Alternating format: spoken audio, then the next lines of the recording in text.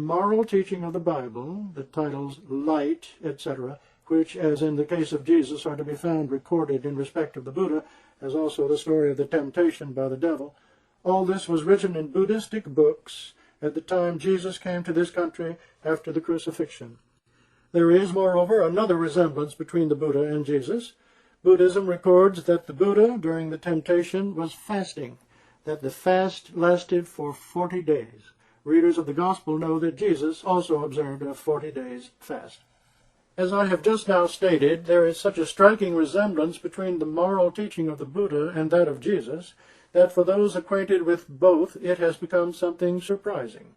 For example, the Gospels say, do not resist evil, love your enemy, live in poverty, shun pride and falsehood and greed.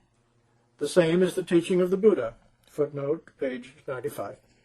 Nay, the Buddhistic teaching lays greater stress on it, so much so that the killing even of ants and insects has been declared a sin. The outstanding principle of Buddhism is sympathy for the whole world, seeking the welfare of the whole of humanity and of all the animals, promotion of a spirit of unity and mutual love. The same is the gospel teaching. Again, just as Jesus sent his disciples to different countries, journeying to one himself, so was the case with the Buddha. The work Buddhism by Sir Massih-e-Maud Williams records that the Buddha sent out his disciples to preach, addressing them thus, quote, "Go forth and wander everywhere, out of compassion for the world and for the welfare of gods and men. Go forth in different directions, preach the doctrine, Dharma, salutary, Kalayana, in its beginning, middle, and end, in its spirit, Artha, and in its letter, Vyanjana. Proclaim a life of perfect restraint, chastity, and celibacy, Brahmacharyam. I will go also to preach this doctrine."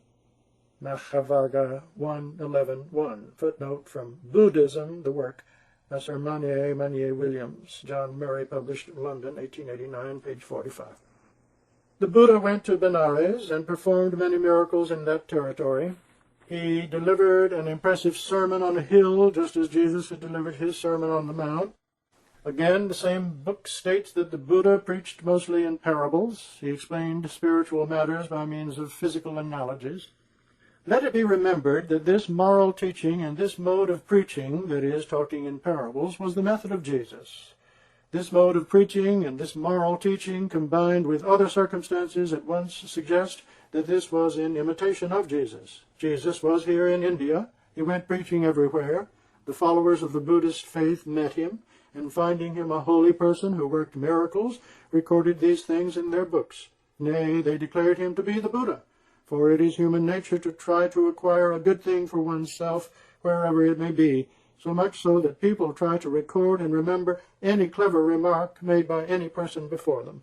It is therefore quite likely that the followers of the Buddhist faith may have reproduced the entire picture of the Gospels in their books, as, for example, fasting for 40 days, both by Jesus and the Buddha, the temptation of both, the birth of both being without father, page 94 says a footnote, the moral teaching of both calling themselves the light, both calling themselves master and their companions disciples, just as Matthew chapter 10, verse 8 and 9 states, quote, "Provide neither gold, nor silver, nor brass in your purses."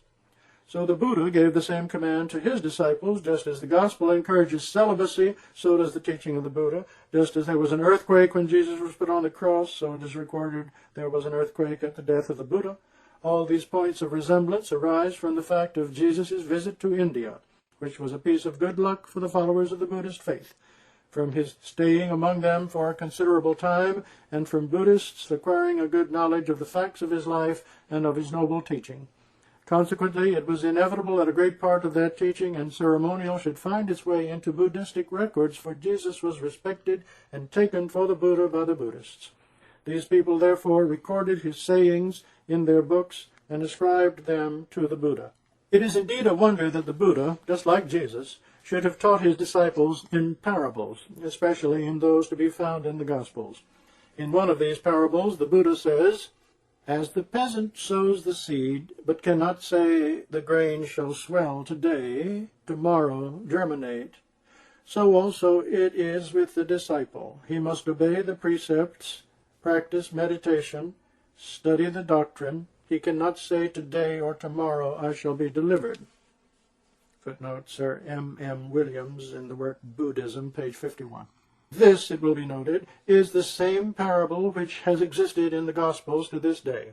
The Buddha, again, narrates another parable, quote, "Again, as when a herd of deer lives in a forest, a man comes who opens for them a false path, and the deer suffer hurt, and another comes who opens a safe path, and the deer thrive.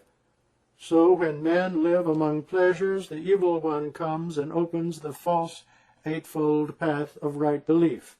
P. Oldenburg, 191-192 pages. The Buddha also taught, quote, "Righteousness is a safe treasure which no one can steal. It is a treasure which accompanies man even after death. It is a treasure which is the source of all knowledge and all perfection." From Dr. Herman Oldenburg's work, Buddha. Now it will be noticed that the gospel teaching is just the same. The ancient Buddhistic records of this teaching belong to the period not remote from the time of Jesus. Nay, it is the same period.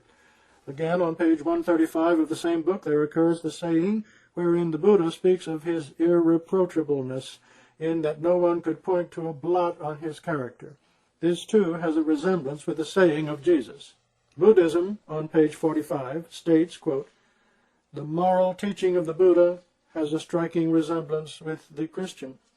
I agree, nay, I acknowledge. Both say, love not the world, nor wealth, do not hate your enemies, do no evil, conquer evil with good, do to others as you wish to be done by. All this points to such a striking resemblance between the gospel and the teaching of the Buddha that it is unnecessary to mention any more details. Buddhistic records also show that Gautama Buddha prophesied the event of a second Buddha who was named Matthiya. This prophecy is contained in Lagavati Suttata, a Buddhist record. It is mentioned on page 142 of Oldenburg's book. The prophecy reads as follows: "He will be the leader of a band of disciples numbering hundreds of thousands, as I am now the leader of bands of disciples numbering hundreds." It may be noticed here that the Hebrew words Masiha is the same as the Pali Metteya. It is a matter of common knowledge that when a word is transferred from one language to another, it very often undergoes a change. An English word, too, when imported by another language, undergoes a change. For example, Max Müller, in the course of a list given on page 318 of volume 11 of Sacred Books of the East, says, quote, "The TH of the English alphabet becomes, in Persian or Arabic, like S. Keeping these changes in view, one can readily understand that the word Messiah became Metheya in the Pali language, which means that the future Metheya prophesied by the Buddha is in reality the Messiah, no one else. This finds support in the fact that the Buddha had prophesied that the faith he had founded would not endure in the world for more than 500 years, that at the time of the decline of his principles and teachings, the Metheya would come to this land and would reestablish them in the world. Now we know that Jesus appeared 500 years after the Buddha, and that just as the Buddha had fixed the limit of time for the decline of his faith, Buddhism went into a state of decline at the appointed time. Then did Jesus, after his escape from the cross, travel to this land, and the Buddhists recognized him and treated him with great reverence. There is no doubt that the moral teaching and spiritual exercises taught by the Buddha were resuscitated by Jesus.